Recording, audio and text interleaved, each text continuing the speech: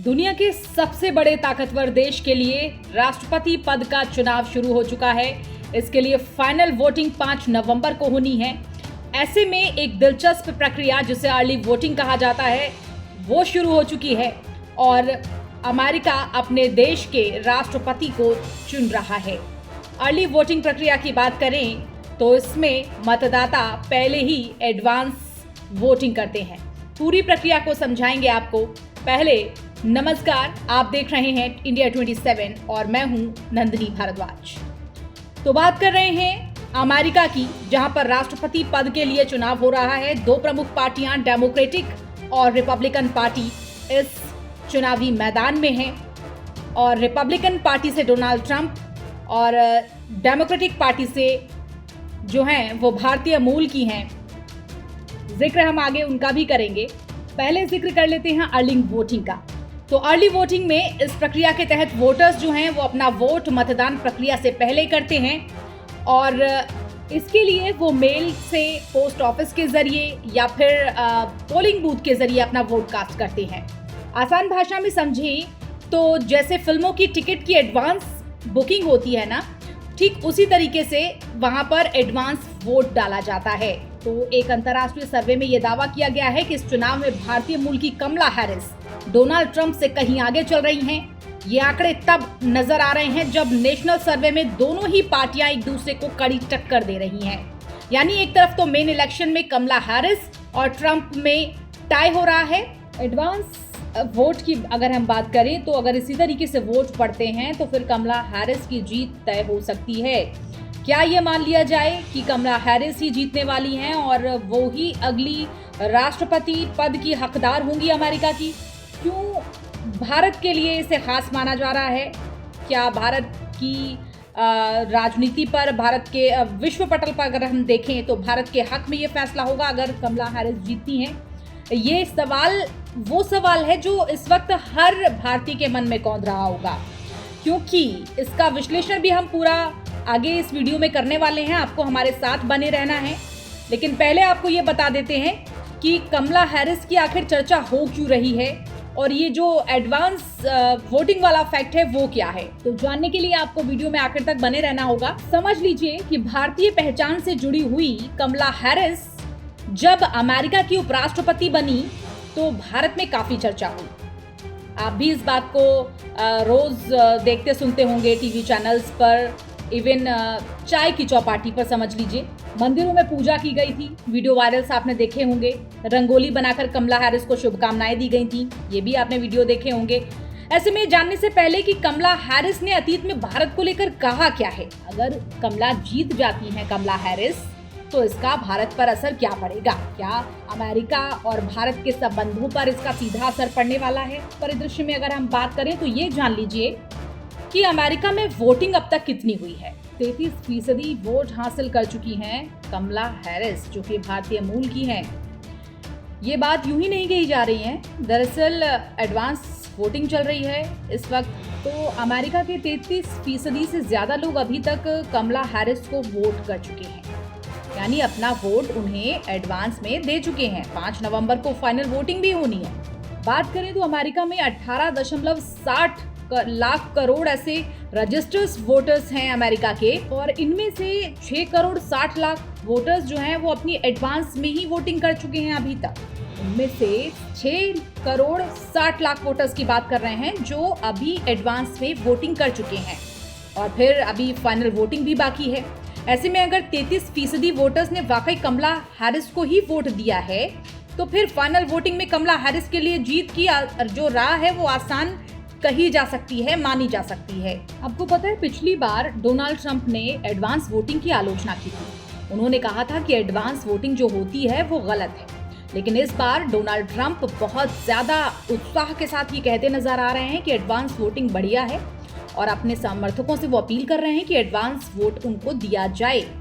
लेकिन इस advance voting में ही कमला हैरिस उन्हें पछाड़ती हुई नजर आ रही हैं। 2 बार के अर्ली वोटिंग के ट्रेंड्स की अगर हम जाने, एडवांस वोटिंग की जो ट्रेंड है उसको जाने, तो बाइडन इसमें आगे थे। जो बाइडन का जिक्र कर रहे हैं, चुनाव भी वही जीते थे, उनके पक्ष में मत भी दिखाई दिए थे कि एडवांस जो वोटिंग हुई वो जो बाइडन के पक्ष में हुई और ऐसे में वो जीते भी।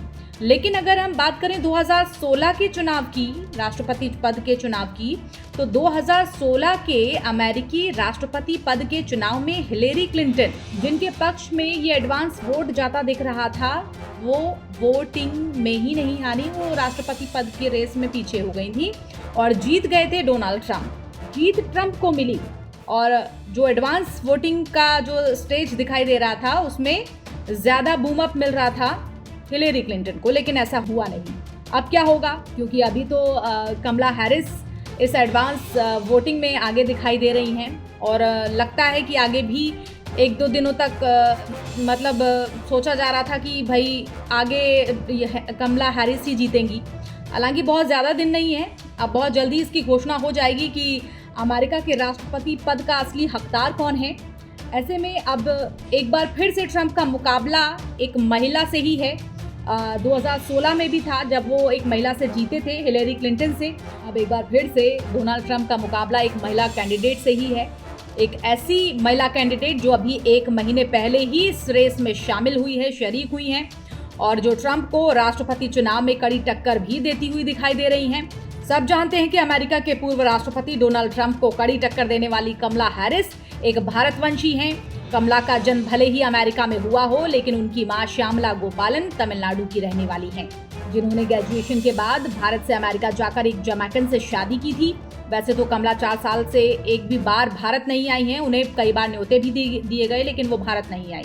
2021 में पीएम मोदी ने एक बार कमला हैरिस से मुलाकात की थी और इस दौरान उन्होंने कमला को भारत आने का इन्विटेशन भी दिया था, लेकिन वो 4 साल में एक भी बार भारत नहीं आई। 2023 में जब पीएम मोदी ने कमला हैरिस से मुलाकात की थी तो उन्होंने भारत सरकार की तारीफ नहीं की थी।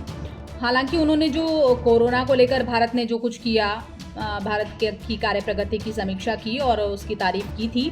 आर्थिक तरक्की को भी लेकर उन्होंने 1-2 बयानात दिए थे।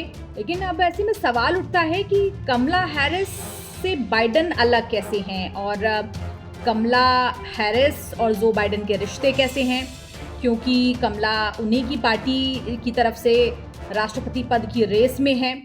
ऐसे में भारत के पड़ोसी मुल्क पाकिस्तान के बारे में अगर हम बात करें तो आपको ये पता होना चाहिए कि जब बाइडेन अमेरिका के उपराष्ट्रपति थे तब उन्हें पाकिस्तान का दूसरा एक बड़ा सम्मान से उनको नवाजा गया था, हिलाल पाकिस्तान दिया गया था उनको। पाकिस्तान को अमेरिकी मदद भी 2013 से 2016 के बीच करीब $630 बिलियन से ज़्यादा दी गई थी, जो कि 2017 में ट्रंप ने कम कर दी थी। डोनाल्ड ट्रंप ने जब वो राष्ट्रपति पद पर काबिज हुए, उन्होंने $392 बिलियन की मदद की थी पाकिस्तान को। और एक खास बात और कि भारत और अमेरिका के राजनयिक जो संबंध हैं उस पर असर क्या पड़ेगा। समझा जा सकता है कि इम्पोर्टेंस किस बात की है, भारत के साथ अमेरिका के रिश्तों का असर आगे क्या रहने वाला है।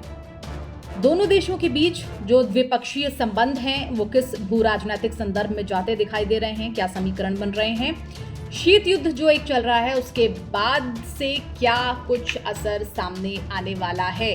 अमेरिका से जो भारत के संबंध हैं, रिश्ते हैं, वो गर्मजोशी के साथ बिल्डअप किए जा रहे हैं। पीएम मोदी लगातार इसकी कोशिश कर रहे हैं, लेकिन आपको क्या लगता है कि रिपब्लिकन पार्टी अस्तित्व में आने वाली है या फिर डेमोक्रेटिक पार्टी अमेरिका में?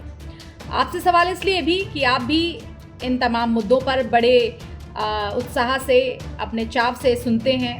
हमें काफ़ी आपके अच्छे रिस्पॉन्स भी मिल रहे हैं, इसीलिए आपके साथ चर्चा कर रहे हैं। क्या डोनाल्ड ट्रंप अपनी सरकार बनाने में कामयाब होते दिख रहे हैं या फिर कमला हैरिस?